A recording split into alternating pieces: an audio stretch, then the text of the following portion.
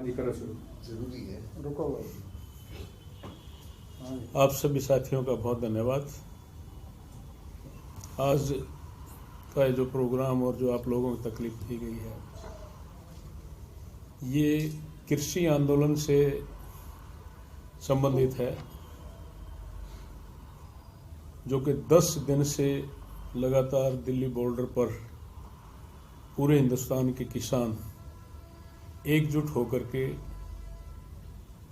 जो 3 कानून, कृषि कानून, काले कानून बने हैं, उनको ख़त्म करवाने के लिए लगातार जो संघर्षरत हैं, उसी कड़ी में एक प्रोग्राम कल का 8 तारीख का है, पूरा हिंदुस्तान बंद करने के लिए। उसी संदर्भ में मैं आप सब से यही निवेदन करना चाहता हूं कि हम सब मिलकर के एकजुट होकर के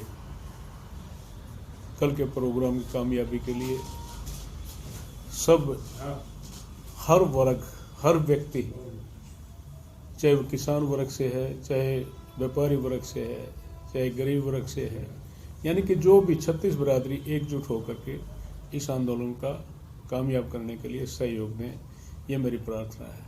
अन्नदाता है, भगवान तो इंसान को पैदा करता है, लेकिन उसका पेट, चाहे वो कीड़ी है, चाहे हाथी है, चाहे हम मनुष्य योनि में है, सबका पेट भरने का काम किसान करता है। तो किसान भगवान से दूसरा भगवान अगर कोई है तो किसान है इस सृष्टि में। और उसके साथ कोई जाति होती है, उसके साथ कोई हकों के खिलाफ खिलवाड़ होती है, तो हर इंसान का, हर व्यक्ति का, हर जीव का फर्ज बनता है कि हम उनके साथ खड़े होकर के उनकी आवाज़ उठाएं और जो जातियां हैं, जो गलत सिस्टम है, उनको ख़त्म करके बढ़िया ढंग से एक बढ़िया अच्छे समाज और अच्छे भाईचारे का हम अपना साथ सहयोग और अपने आप को अच्छा हिसाब से साबित करें, ये मेरी प्रार्थना है।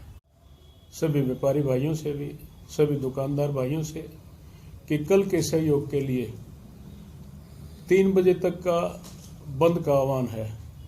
3 बजे तक अपना बाजार भी पूरा बंद करें, ये मेरी निवेदन है। और इसके लिए जो बंद की बात है, मैं मिलके की तरफ से जो एक सेंटर पड़ता है, जो अपना टोल है, उस टोल पर ही कल 8 बजे से धरना देंगे बंद के लिए। पूरे हल्के के 36 बिरादरी से मेरी निवेदन है, सभी भाइयों से, सभी कार्यकर्ता साथियों से, पूरी मेहनत के साथ ज़्यादा से ज़्यादा संख्या में कल 8 बजे टोल प्लाजा पर पहुंचने की कृपा करेंगे। और विशेष रूप से मैं अपने शहर के भाइयों से निवेदन करता हूं कि कल 3 बजे तक बाजार ना खोलें, ये हम सब का धर्म और कर्तव्य बनता है। अगर दुकान चलती है तो किसान के बल पर चलती है, व्यापार चलता है तो किसान के बल पर चलता है। ये हमारा सबका फर्ज बनता है कि हम इसमें पूरा एकजुट होकर के पूरा सहयोग। पानी का अगर मुद्दा देखा जाए तो पीछे ही सुप्रीम कोर्ट का भी आदेश आया था, नहर खुदाई हुई थी, पंजाब के किसानों ने उसको हट दिया था, बंद कर दिया था, पानी हमारे को नहीं मिल रहा, फिर भी हम बावजूद उसके कि उनको बड़ा भाई कहते हैं उन किसानों को। ये तो क्या इस पे भी चर्चा हो सकती है क्या कि पानी भी दे वो? ये हरियाणा के साथ जाती है। इस तरह के कोई भी मुद्दे हैं, चाहे हरियाणा पंजाब का है, चाहे देश का कहीं भी है, जो एक दूसरे प्रदेश से जुड़े हुए हैं और जिनका जहाँ पर जिस प्रकार का जो हक बनता है, वो सेंट्रल गवर्नमेंट को प्रायोरिटी पर जो है उनका समाधान करना चाहिए। कोर्ट वोट के चक्कर को छोड़कर, कोर्ट तो जब से हरियाणा बना है तब से कोर्ट के चक्कर में SYL का मसला उलझा हुआ है। मैं कहना चाहता हूँ कि इसके साथ मैं अपने आप को इस बात के लिए साथ जोड़ता हूँ कि अगर सेंट्रल गवर्नमेंट, जहाँ आज भारतीय जनता पार्टी का राज है, प्रदेश में भी भारतीय जनता पार्टी है, एकजुट होकर के अगर इस बात को उठाने की ज़रूरत है और इसके समाधान को करवाने की आवश्यकता है, क्योंकि खेती भी पानी से ही होती है, बगैर पानी के खेती भी नहीं होती, किसान भी अधूरा है। तो इसलिए मेरी ये भी बात है साथ के साथ में कि SYL के मुद्दे को भी हमारी सरकार, सेंट्रल सरकार मिल करके जो है ना, इसका भी समाधान करें। कॉरपोरेट आएंगे, वो अपने हिसाब से सारा सब कुछ करेंगे।